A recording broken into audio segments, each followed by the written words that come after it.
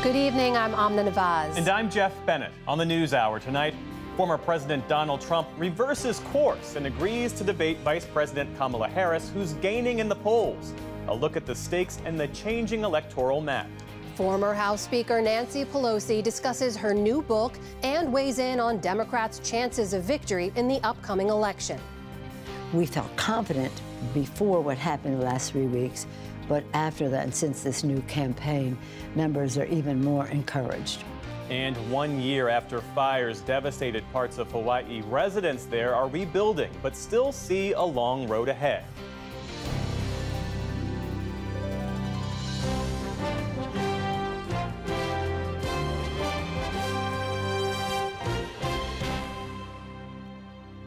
Major funding for the PBS NewsHour has been provided by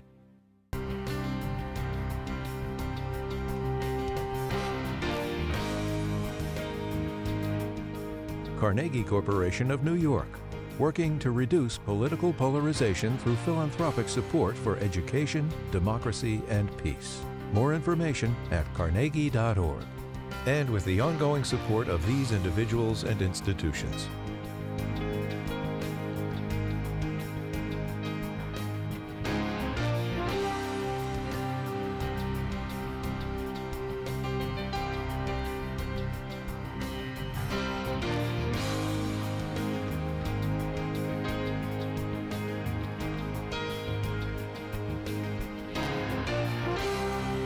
This program was made possible by the Corporation for Public Broadcasting and by contributions to your PBS station from viewers like you.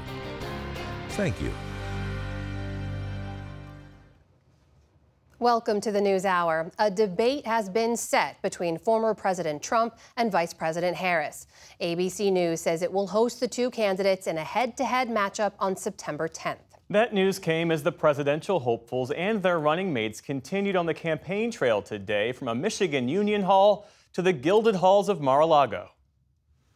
Well, thank you very much. Donald Trump today held his first major campaign event since Vice President Kamala Harris announced her pick of Minnesota Governor Tim Walz as her running mate. There's certainly never been anybody so liberal like these two. For nearly 10 minutes, the former president ticked through a litany of now familiar grievances and unfounded and false claims, taking particular issue with the reporter's question about the Harris campaign's crowd sizes. I have 10 times, 20 times, 30 times the crowd size.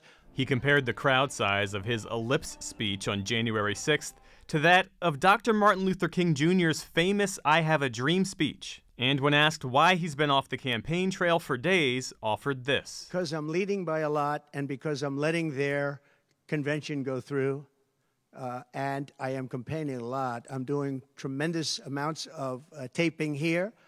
We have commercials that are at a level I don't think that anybody's ever done before. Plus, in certain cases, I see many of you in the room where I'm speaking to you on phones, I'm speaking to radio, I'm speaking to television. Television's coming over here. Excuse me, what are we doing right now?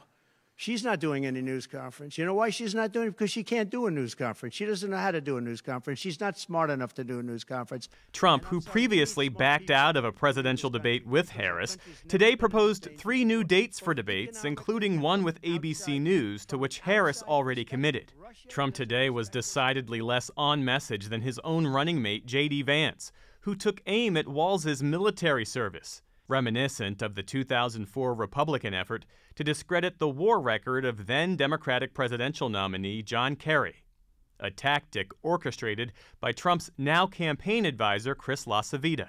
Vance at his campaign event yesterday used the controversial term stolen valor, often used to describe people who've lied outright about serving in the military. When the United States of America asked me to go to Iraq to serve my country, I did it. When Tim Walz was asked by his country to go to Iraq, you know what he did? He dropped out of the Army and allowed his unit to go without him. There is no evidence that Walz retired to avoid a wartime deployment, and it's a line of attack that may not work. Walz has faced similar attacks from Republicans before and during his successful campaigns for Congress and governor. This guy doesn't know the first thing about unity or service. And his running mate is just as dangerous and backward as he is. At a United Auto Workers event in Detroit today, Harris and Walz pushed back on the Trump campaign's attacks. We believe in each other. We believe in the collective. We're not falling for these folks who are trying to divide us, trying to separate us. So, Michigan, I ask you, are you ready to make your voices heard? Their Michigan event today follows a campaign rally last night outside Detroit that was moved to an airplane hangar to accommodate a crowd of nearly 15,000 people, according to the Harris campaign. This election is going to be a fight. We like a good fight. When you know what you stand for, you know what to fight for. We know what we stand for. As Harris emphasized a message of unity, a familiar divide. A small group of protesters chanting what appeared to be a pro-Palestinian message, interrupting Harris's speech. Harris spoke with the leaders of the uncommitted national movement before her rally and acknowledged the protesters at first. I'm here because we believe in democracy. Everyone's voice matters, but I am speaking now. But her patience ran thin after repeated interruptions. You know what? If you want Donald Trump to win, then say that, otherwise I'm speaking.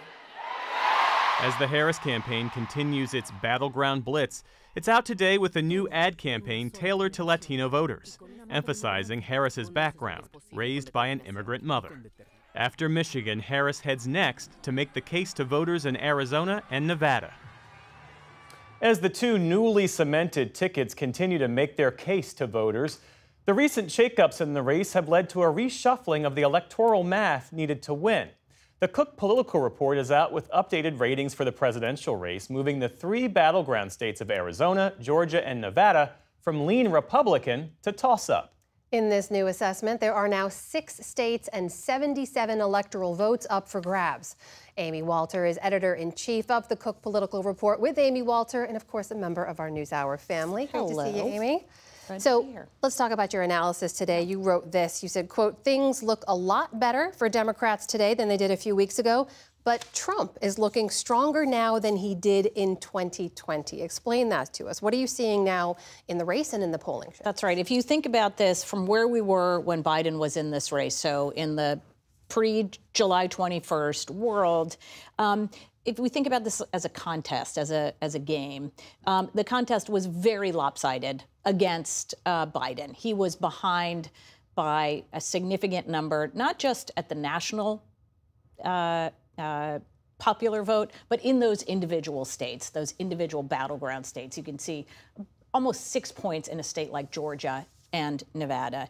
Now, just in the time that Harris has been in the race, you've seen those numbers move pretty significantly toward Harris. Again, 4 or 5 point shifts in those battleground states, which is mirroring what we're seeing in the national poll as well. It hasn't turned those states, though, from ones that favored Trump to ones that now favor Harris. It just means now that the race is no longer as lopsided in Trump's favor as it was, say, in late July, as it is today, which is why we're calling this race a toss-up.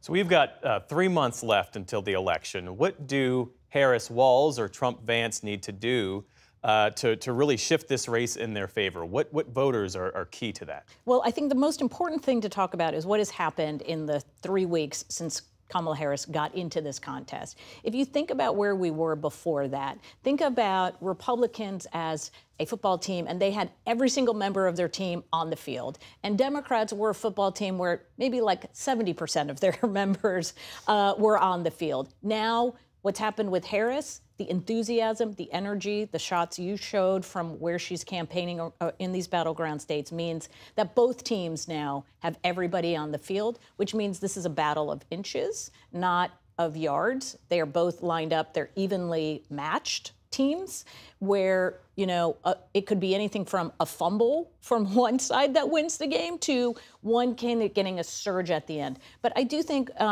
look, the battle right now, it was in your piece that you introduced the show with.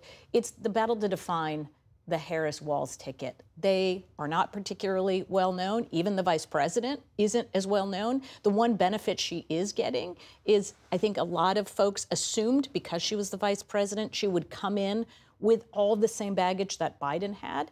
Instead, we've seen her favorable numbers shift 10 points in her, more favorably than they were before that. She was much more tied to opinions of Biden than she is today. That's the good news for her. But as you can see, Republicans are trying to fill in those gaps themselves, calling her dangerously liberal. They have ads up going after her, specifically on things like the border, but also police reform and her opinions on some of those issues, where she moved to the left in some cases during the 2020 campaign. So I think for the next, let's call it more so after the DNC is where she gets a chance to tell her story. After that, it's still Republicans trying to make the case about who they would like voters to see her as. So, Amy, with Harris now seeing a bump over where President Biden was, what are the down ballot implications for that, especially in some of those Senate races you've talked about before, where we know Democrats are really fighting to hold on in tough states? Remember when we were watching this dance of, is Biden going to stay in, is Biden going to get out? And the number of candidates who started to come out, we saw that number start to ratchet up, especially in some of these states where voters knew that a decreased enthusiasm would mean that they, too, would find fewer voters coming and turning out. Their overall numbers haven't changed. What has changed, I think, is that they feel more confident that the voters they know are already for them will show up. What they were worried about is that the voters who were for the Senate candidates were not excited about Biden, and so they may have stayed home. And we're seeing the impact of that with some of these Democratic Senate candidates in these battleground states. Yeah, you know, when we were all at the RNC, and right before that, you had President Biden come into the state of Wisconsin, and you know, not a lot of the folks who were up. Senator Tammy Baldwin, for example, Democrat there, she did not appear with Biden. Candidate in Michigan running for the Senate also didn't want to appear with Biden. They are more than happy to appear with Harris now. Amy Walter, thanks as always. Great to see you. Great to see you. There are also 435 elections across the country that will determine control of the U.S. House of Representatives. Republicans are hoping to expand their narrow majority. The lawmaker in charge of that effort is North Carolina Republican Congressman Richard Hudson, the chair of the National Republican Congressional Committee, who joins us now. Thanks for being with us. Great to be with you, Jeff. So looking at the math, Democrats need to flip 4 seats to win back control of the House. Where do Republicans see opportunities to expand the map? Well, you have to start by pointing out that it's a very small map. There are 435 members of Congress, but there are only 35 who won their seat with 5% or less. So there are very few seats up for grabs when you look at the total map. So of those 35, it's been said there's probably about 22, 11 on each side that are really up for grabs. So I mean, when you look at what's the battlefield, where are we actually out there trying to pick up seats, what are the seats we've got to hold, there are very few. But having said that, we feel like the environment is in our favor. We feel like the quality of candidates we've recruited as challengers around the country are very good. And so we're in a strong position to not just hold our majority, but we think we're going to pick up seats. The current Congress has been one of the least productive in decades. Republicans, with their narrow majority, have been, for the most part, locked in high-profile fights, many over the Speaker's gavel. How do you make the case to Americans that Republicans can not only hold the majority, but also govern effectively? Well, I think the American people aren't really concerned with who holds what gavel in Washington. I think they're worried about safety in their neighborhood. They're worried about an open border. They're worried about inflation and the fact that the things they need to buy for their families are too expensive. That's what's on voters' minds. And the voters have decided that Kamala Harris and Joe Biden, their policies have made them less prosperous and made them less safe. And if you look at the polling, they trust Republicans on these issues. You know, we as Republican House, we passed a number of bills that the Senate decided not to take up, but they demonstrate our positions on energy, on Parents' Bill of Rights to give parents more decision-making in education, measures to bring down inflation. These are the policies we're going to run on, and that's why I think we're going to be successful. There are more than a dozen Republican-held seats in districts that President Biden won back in 2020. How should those folks run? Should they run as aligned with Donald Trump, or should they try to distance themselves from him? Well, I think Donald Trump is going to be an asset for all of our candidates. I think Donald Trump is going to win this election. But the issues that we're running on are the issues that the voters care most about. As I mentioned, inflation, open border, crime in their neighborhoods, fentanyl, and on these issues, Republicans have solutions, and the policies of the Biden-Harris administration have been wrong, and they've put the country on the wrong track. And so we're running on the issues, and it just so happens the voters trust us on those issues. A question about the money and the resources. Democrats say they've seen a surge of money for Democrats in recent weeks, both for the Harris campaign and the Democratic Congressional Campaign Committee. Do Republicans have the money they need right now to be competitive heading into November? We do. We've done a good job of fundraising. We've broken a lot of fundraising records, but it just so happens the Democrats have done better. And historically, Democrats have raised more money than Republicans. They have some structural advantages that allow them to do that. I don't need to match the Democrats dollar for dollar, but we do need to continue to raise money. The key is you've got to have the money for your candidates to tell their story and to connect with the voters, and we will have the resources to do that. So ballpark, how big a GOP majority are you expecting in November? Well, I'm not going to give you a number because if I fall one short, but we pick up a bunch, then it look like we failed. But I do feel very confident that we're not just going to hold the House. We're going to pick up some seats. But again, within that, that caveat I mentioned earlier, that there aren't that many up for grabs total. You're not going to see these huge swings that we've seen in the past, where 20 seats go one way or the other. Every single one of these 35 seats is going to be very close. Republican Congressman Richard Hudson of North Carolina, chair of the National Republican Congressional Committee. Thanks for being with us. Great to be with you, Jeff. Thank you.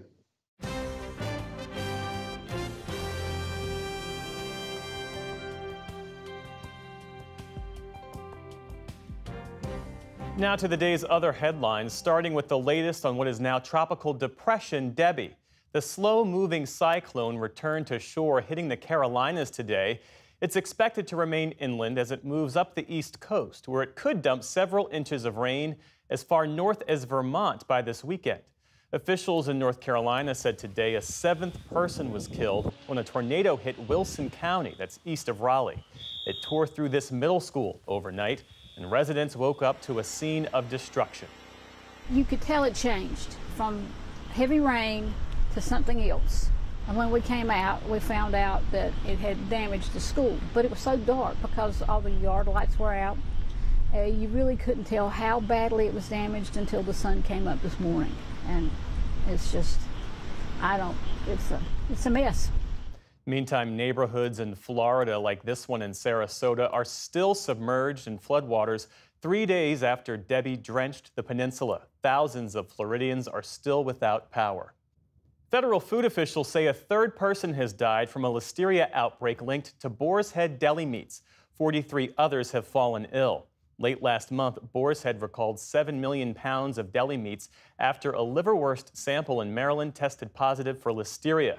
That included more than 70 products, including liverwurst, ham, beef, salami, and bologna.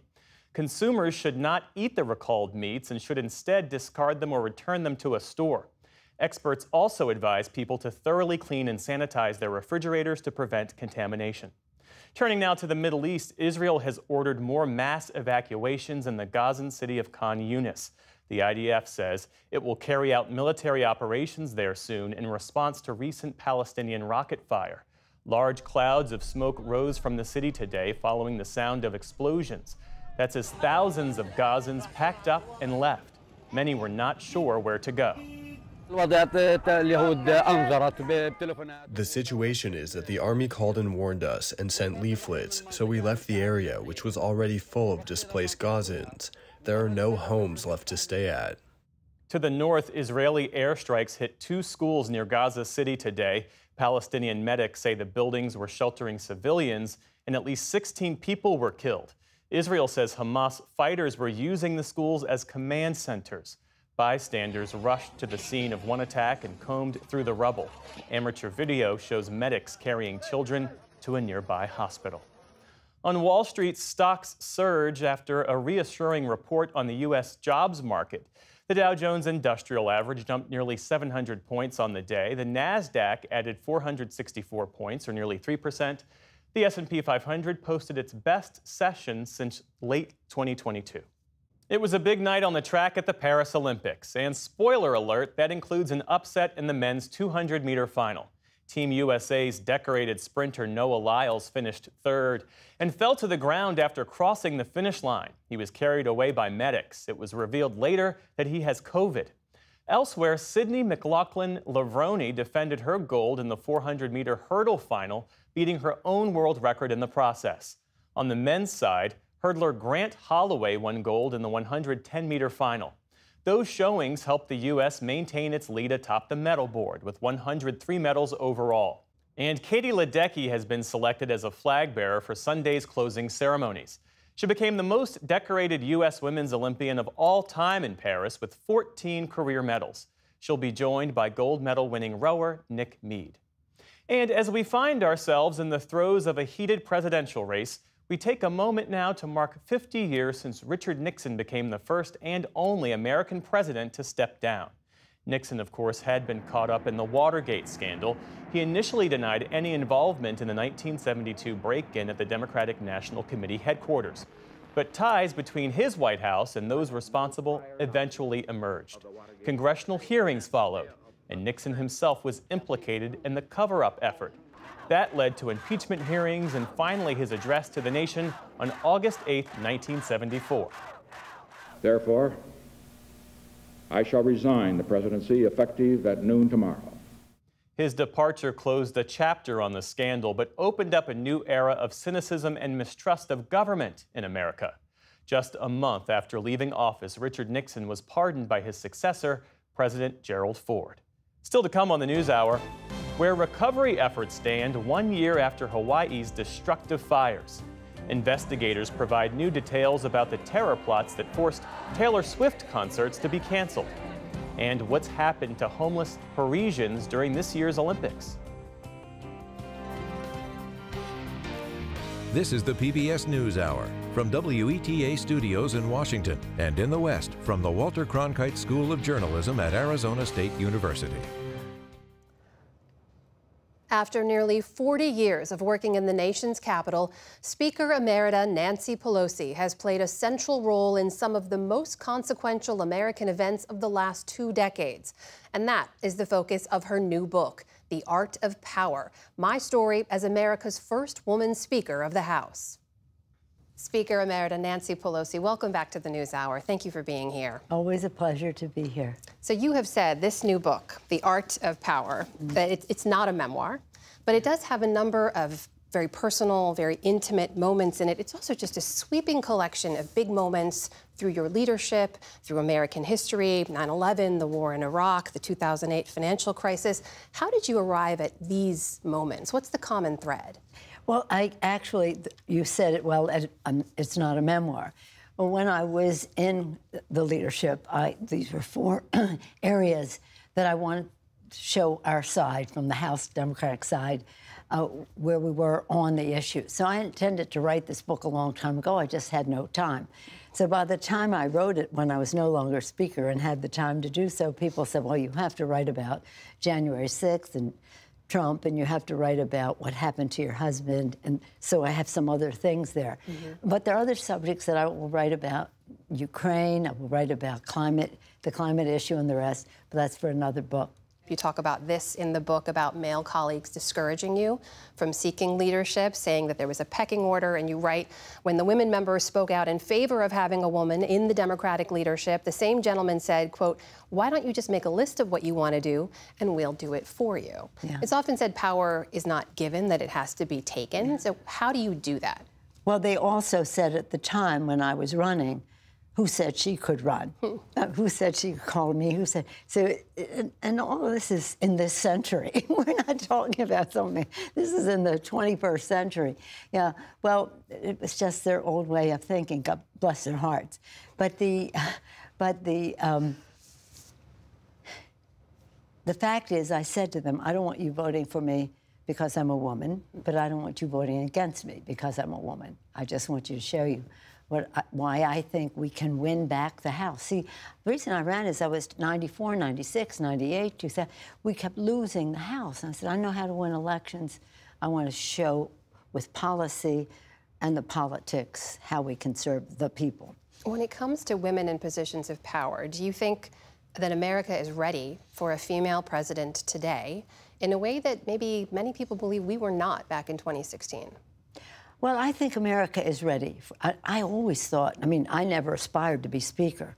But then when I wanted to be in the leadership, I thought I'd be number 2 or number 3. And then I became the Speaker because I won the election and that was it.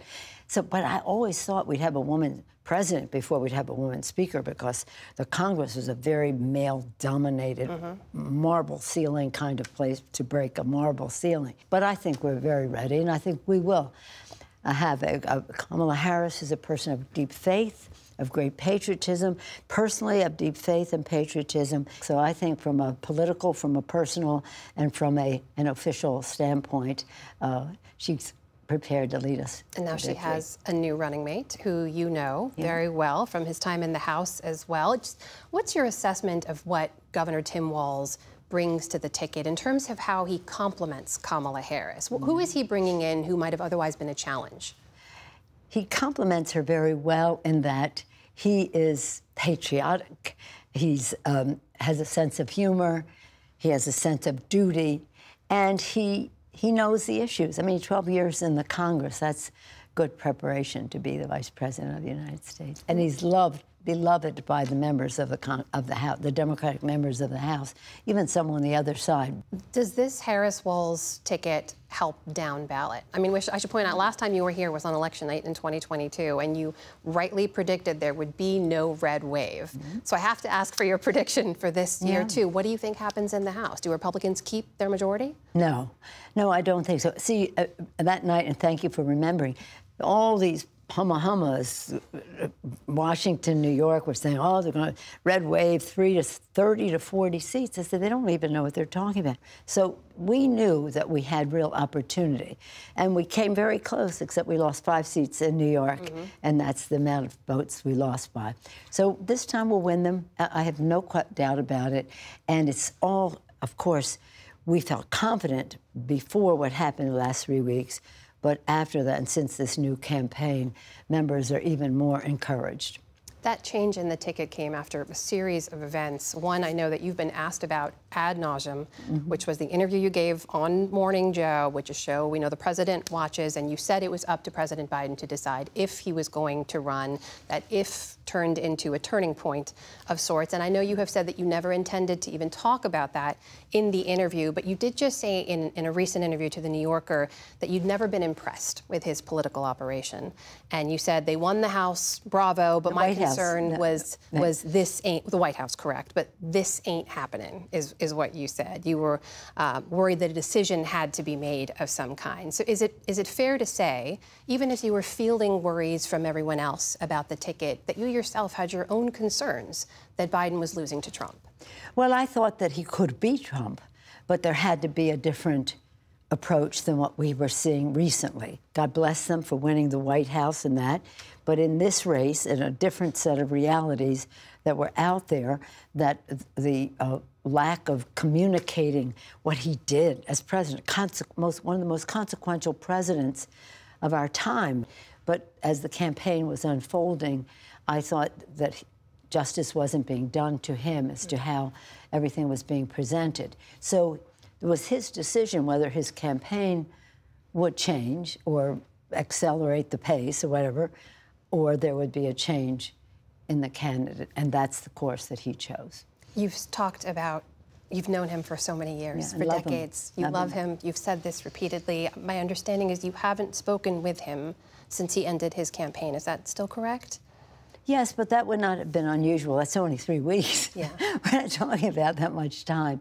Our whole family for 3 generations, my husband Paul and I, our children, our grandchildren, all love Joe Biden. Yeah. Mr. Biden also recently talked about his concern about more political violence if former President Trump does lose this next election. Are you worried about that as well? Of course. This is a president who, as president of the United States, instigated an insurrection against the Constitution, against the Congress, against the Capitol, the beacon of democracy to the world, to desecrate, to defecate, to disgrace the people who work there, to treat them with scorn and the rest of that, and danger. So, so certainly we don't trust him to be responsible in a transition. That political violence, of course, landed on your doorstep when your own husband was attacked in your San Francisco home. You start the book with that story, and it's clear that it still has such an incredible impact to this day on your family. How much does that day still loom over you, your work, your family today? Well, they didn't just land at our doorstep. They came inside of our house. Imagine invading the privacy of your home in a very dangerous way. Where is Nancy? Where is Nancy?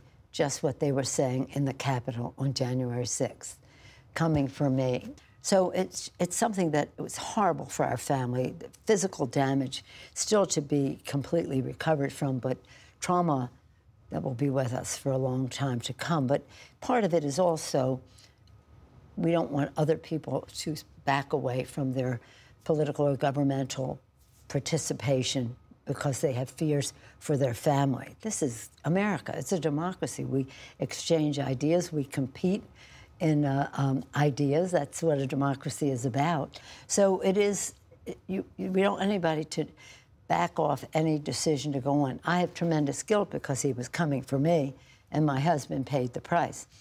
I'm very political. I take pride in that. You still feel that guilt today?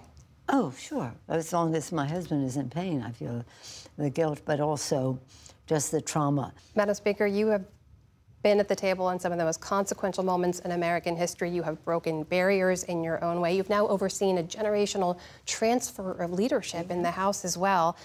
You've been doing this for almost 40 years, and you're running again. Yeah, we'll be 40 years at the end of this term. What is left to do? What's on your list? Well, first we just have to, we start where we are. We have to win the election, and we make a decision to win. When you make a decision to win, then you make every decision in favor of winning. A decide to own the ground with your mobilization to get out the vote. A decision to have a bold, progressive message that is non-menacing, that addresses the kitchen table issues of American people. A decision to have the resources, the money to do these two things.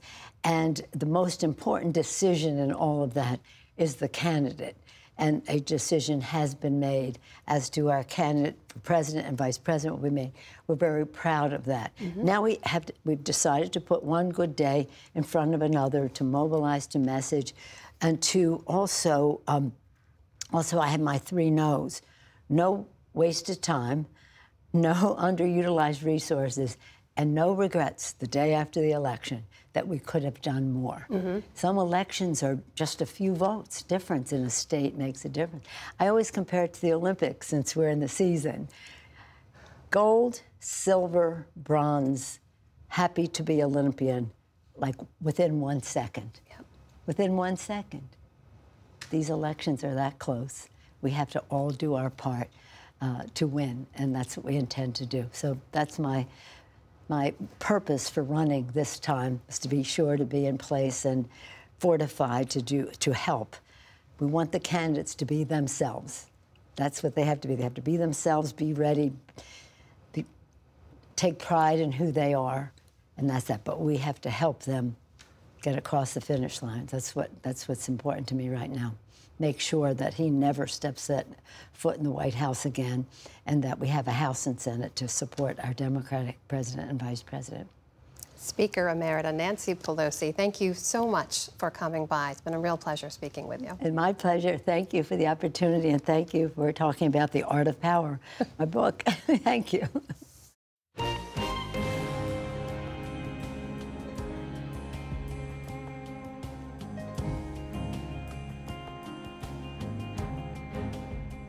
Today marks 1 year since the deadliest wildfire in modern U.S. history tore through the town of Lahaina on the island of Maui. The fires killed 102 people, displaced thousands of families, and destroyed a precious place in Hawaiian history. Even though the state just reached a $4 billion settlement that will help pay for the ongoing cost of rebuilding, as William Brangham reports, 1 year later, it's still a very slow process. From the air, Lahaina looks like a ghost town. This once vibrant community by the sea, a place steeped in Hawaiian history, now a patchwork of empty lots and charred debris.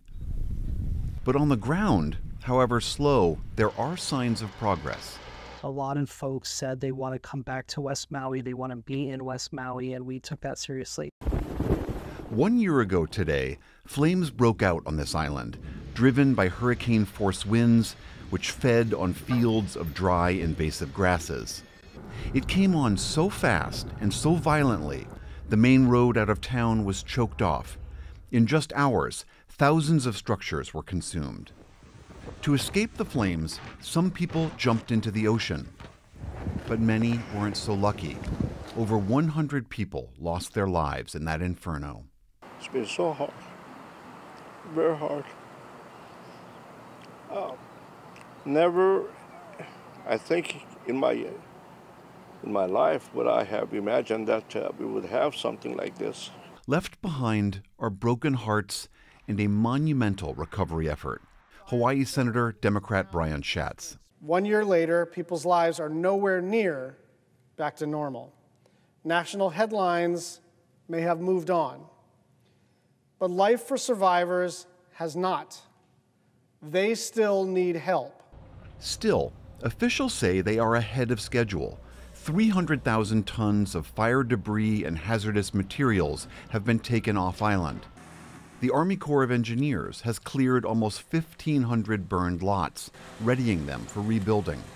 FEMA's Bob Fenton is coordinating the federal response. There's already 40 houses that are in some part of being constructed right now. The majority of those properties have been turned back over so the permits can be pulled. So we have done everything we can to ensure that we're returning it back to its pre-disaster condition and that it's safe to rebuild. But for survivors, like Josephine Frazier and her two sons, that progress has felt disjointed and very slow. There were times where we had a 24-hour notice that we had to get out of the hotel. Fraser and her family had to move 9 times in as many months after the fire, shuttling from one hotel to another as federal disaster officials struggled to house so many people who'd become homeless in an instant. FEMA estimates it spent nearly $400 million overall on housing assistance. And Fraser is one of the luckier ones. She recently became the first resident in a new modular home community, even though it's an hour's drive from Lahaina. It's awesome to have a roof, somewhere to call home, at least for now, until we go back into Lahaina. Lahaina had a shortage of housing even before the fire. But now, in this remote town on a remote island where labor and materials are in the highest demand, the costs of building are even higher.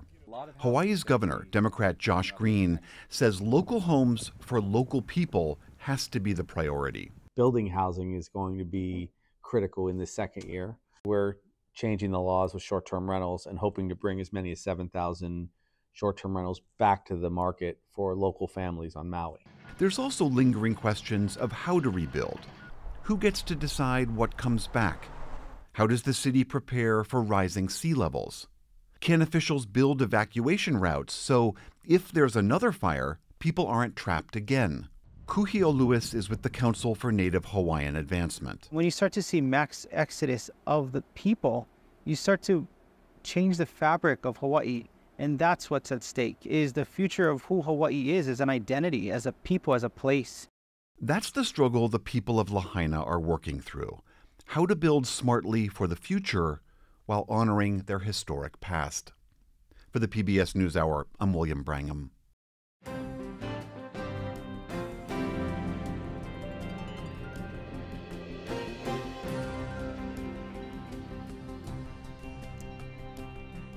Taylor Swift's Eras tour has been called off in Austria after officials arrested 2 teenagers accused of plotting a terrorist attack. The concert promoter, Barracuda Music, said that, quote, "We have no choice but to cancel the 3 scheduled shows for everyone's safety." Roughly 200,000 people were scheduled to attend the sold-out Vienna concerts. For a closer look at this, I'm joined by Juliette Kayyem. She's professor at the Harvard Kennedy School of Government and former assistant secretary at the Department of Homeland Security. Juliette, thanks for joining us. The fact that these organizers had to cancel the shows, what does that say to you about how serious, how imminent these threats were? It says two things. First, that not only was it serious, but that this was disrupted likely hours before there could have been extreme violence. And I think they canceled for two reasons. One is there was an insider threat. One of the two teenagers had some affiliation with probably one of the sub vendors, may have had credentials that would have allowed him to go in and out. Once you have an insider threat, you close the thing down because you have no idea who else could be in the room. The second is that the threat appears to have been in the soft outside perimeter rather than inside the concert hall. Anyone who's seen these pictures of the Eras Tour knows that there's lots of people with tickets. There's lots of people without tickets who want the experience, want to hear her, want to be part of the Taylor Swift movement. Those parts are not protected, and so I think it was right and correct, given the threat that we know right now, both insider threat capacity and targeting the soft areas of the concert security, that you would want to shut it down until you understood what the threat was. So as we mentioned, two people have been arrested. Bomb-making materials were reportedly found in their homes. One suspect, as you mentioned, even had that job inside concert operations. What do we know from what authorities have shared so far and what's been reported about what they were trying to do exactly? What was the threat? So I'm going to put this in terms of the global threat right now. So ever since the Israeli-Hamas war started, everyone has known that the global terror threat has increased. That part of that is just in response to the war itself. Part of it is just, sort of the radicalization movement gets inspired by what is going on in Gaza and Israel. So we knew that already existed. So almost every area is in elevated threat environment. If you sort of move over to France, the Paris Olympics understood this. They are at a higher threat level. Then you have the recruitment efforts by an organization like ISIS trying to prove its relevancy, trying to get a high-profile event, but very difficult to get people to move. Say like 15 or 20 years ago, or 15 years ago, ISIS's tactic was they wanted people to come fight in a war. There's no more war like that anymore. So what they're trying to do is to recruit young men, isolated, maybe affiliated, getting radicalized online and they radicalize in a very short period. That's the amazing thing. And tell them, do something catastrophic in your own country. You don't need to move across borders and risk getting caught.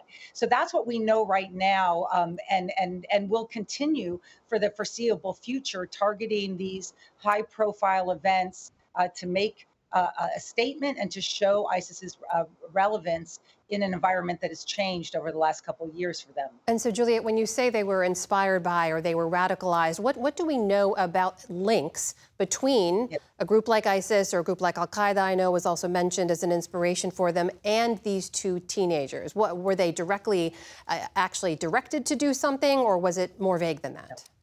Now, what we understand now, and this could change, is one of the teenagers was known to law enforcement at the time. So something had gone on in which he is at least known to intelligence agents at the time. There is also some reporting regarding the United States coming to understand that there might have been a threat against the concert specifically. So there was something public, or at least part of the surveillance network, that was captured.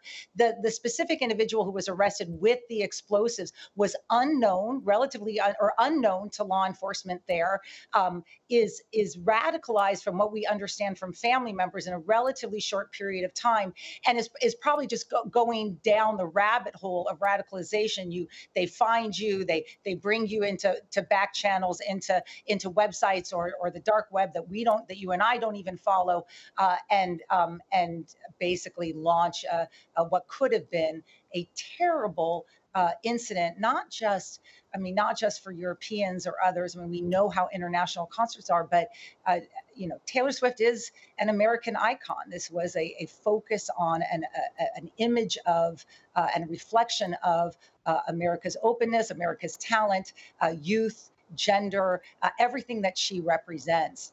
And we're pretty lucky that it was stopped. Julia Kayyem, national security analyst. Thank you so much for joining us tonight. Really appreciate your insights and time. Thank you.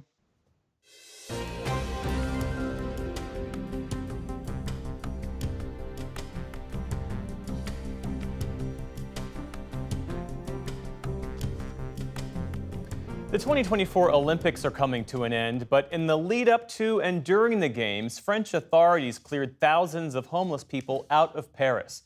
Police have cited security reasons, but homeless advocates see it very differently.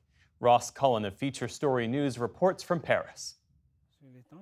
This is home for a night for Mamadou. He and his wife share this small tent. One backpack is all they have. The tents were set up by a migrant support group that got permission to use an empty building on the outskirts of Paris. Right now, I would say it's hard to integrate if you don't have somewhere to sleep. It's difficult. It's difficult.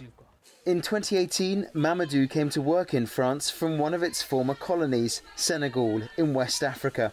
After years in immigration limbo, he now has his legal papers, but says he and his wife are traumatized by how they are treated.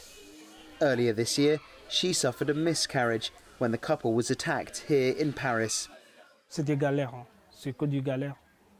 It's hellish. Sometimes we sleep in the streets, sometimes at train stations. We can be assaulted. Our belongings were stolen. The only bag I have today is one backpack, one pair of shoes, and just what I'm wearing. There are 100,000 homeless people like Mamadou living in and around Paris, but not enough shelter to house all of them. Last year, the French government began busing the homeless, many of whom are migrants, to temporary shelters across the country. Activists call the months-long campaign social cleansing. Those who remain in Paris often live in tents like these. Action groups installed this demonstration as a protest to try to force the government to provide more support to the homeless community. This is the image the French government sought to avoid as they prepared for the Paris Olympics. Now and every night, activists from aid organisation Utopia 56 meet the homeless in Paris to find a place for them to sleep. They say they do what they can when state support falls through. Nathan Lecoeur is the group's accommodation coordinator. La politique de l'État en matière d'hébergement d'urgence et de logement est inexistante. Government policy on emergency accommodation and housing is non-existent. It is even damaging and totally aggressive towards these people. In other words, these people end up on the streets, and that's a political choice. It's a choice made by the government. In northern Paris, police cleared the area that used to be a homeless encampment. It's now an empty lot. Boats meander past what used to be a tented community. The French sports minister denies social cleansing is taking place. Amélie Oudéa-Castéra says emergency accommodation policy decisions have nothing to do with the Olympics. Some people still live in this district, in tents partially hidden behind a hedge, harder for police patrols to spot. And Paris works to keep community support systems like this open for them, offering free showers. Anyone can come, no questions are asked. But city authorities argue more respect should be shown to vulnerable people. Léa Filoche is the deputy mayor of Paris for refugee protection. She says the French government's policy is hostile to migrants. La politique migratoire de ce gouvernement depuis 4 ans n'est pas une politique d'accueil. The policies today force people to stay on the streets where they can't access their rights, where they don't have any dignity. For the last 4 years, the government's migration policy has not been welcoming to migrants. In fact, it's been quite the opposite. Olympics or not, I am against this policy because this is not how we should resolve the situation. And activists say authorities silence any mention of displacement. The other side of the medal is a collective group of associations and activists focusing on the social impact of the Paris Olympics. This week, they staged a collage of portraits of people who used to live on the streets. While we were filming, law enforcement arrived. The presence of dozens of police officers underlined the tensions surrounding anything concerning migrants in Paris, including art. Nous d'habitude, quand on est confronté aux forces de police sur les quais, c'est pour dégager des personnes qui vivaient là sous la tente. Usually, when we see the police, it's to move on people living in tents on the riverside. Today, it's to prevent us from expressing something about that issue. These Olympics have impacted homeless immigrant Niclette. French authorities transferred her out of Paris before the Games began. But every day she has to make her way back to the capital to access food for her and her 5-month-old daughter. Unfortunately, due to the Olympic Games, when I called the emergency support number, they said you can't remain here. They offer the suburbs or different towns far away, not here in Paris. Niclette came from Kinshasa in the Democratic Republic of the Congo on a grueling path that led through Turkey to Greece, and eventually she made it to France, seeking a chance at a better life. I'm looking for an apartment where I can stay, and then I will look for work. But how can I work if I have nowhere to stay? I'm stuck. And even as the Olympic Games bring joy to millions of spectators, for people like Niclette, the rare moments of happiness she enjoys are coupled with an uncertain future for her and her daughter. For the PBS NewsHour, I'm Ross Cullen in Paris.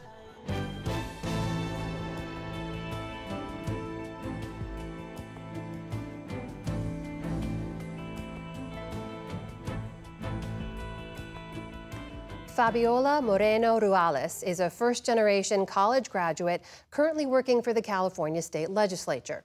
She's also the founder of the Ruelas Fulfillment Foundation, which aims to help high school students pursue higher education. Tonight, she gives her brief but spectacular take on how anyone can give. I was born and raised in Gonzales, California. That's in the Central Coast. A lot of people, their parents are farm workers, their families are living paycheck to paycheck. When I was 16, it was one of the roughest times for my family and I. Unfortunately, we couldn't pay rent anymore. Both my mom and my stepdad at that point had lost their jobs. And it was really hard because that summer I was going into my junior year of high school, and something switched in my mind, and I was like, I cannot let this experience sort of repeat itself in my life.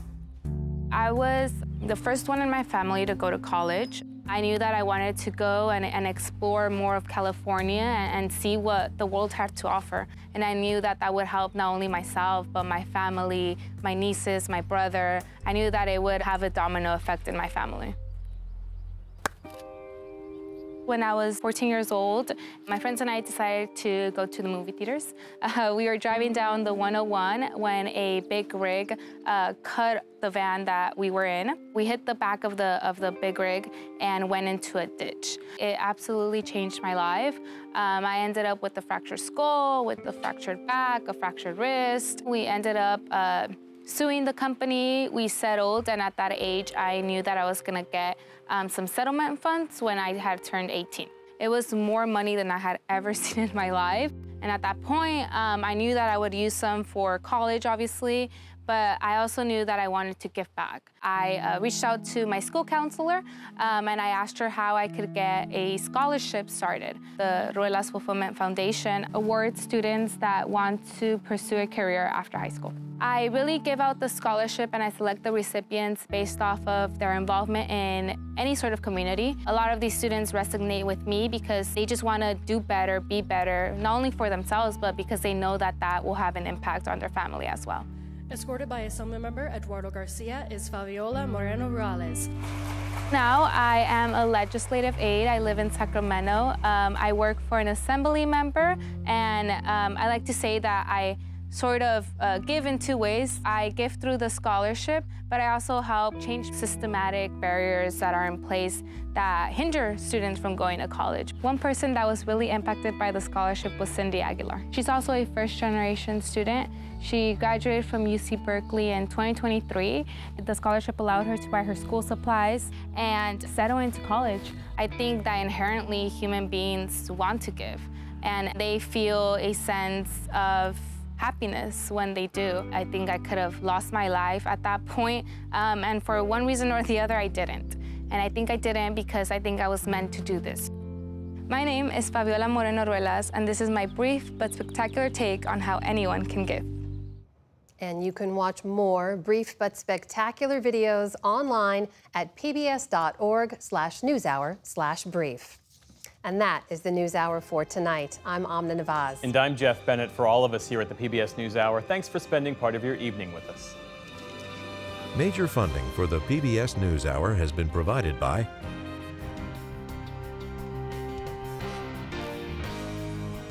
the ongoing support of these individuals and institutions, and friends of the NewsHour, including Leonard and Norma Chlorfine, and the Judy and Peter Bloom Kovler Foundation. A law partner rediscovers her grandmother's artistry and creates a trust to keep the craft alive. A Raymond James financial advisor gets to know you, your passions, and the way you enrich your community. Life well planned. The Ford Foundation, working with visionaries on the front lines of social change worldwide. And with the ongoing support of these institutions.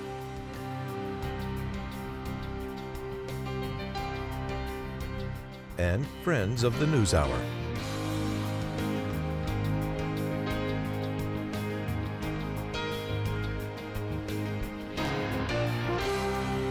This program was made possible by the Corporation for Public Broadcasting and by contributions to your PBS station from viewers like you. Thank you.